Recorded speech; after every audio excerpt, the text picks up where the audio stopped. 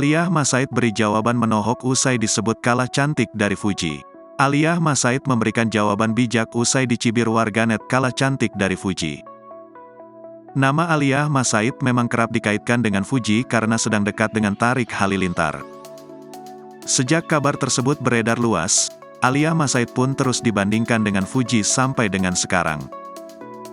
Terbaru, wajah anak Reza Artamevia dan mendiang Aji Mas Said tersebut dibandingkan dengan Fuji. Dia bahkan dicibir sebagian netizen kalah cantik dari Fuji. Jawaban Alia Mas Said pun jadi sorotan. Kamu tidak bisa mengendalikan pikiran atau mulut orang lain dan kamu pun tidak bertanggung jawab atas persepsi mereka terhadapmu, balas Alia. Cibiran itu bermula saat wajah asli Alia Mas Said yang tanpa filter tersebut terlihat. Alhasil, banyak warganet yang mulai membandingkan kecantikannya dengan Fuji. Menanggapi hal tersebut, Alia Mas Said memberikan jawaban menohok.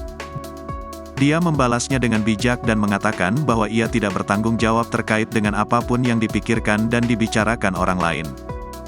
Alia pun mengaku akan tetap menjadi diri sendiri.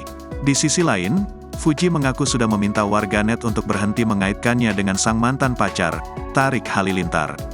Dia pun menyebut sudah move on dari adik Atta Halilintar tersebut.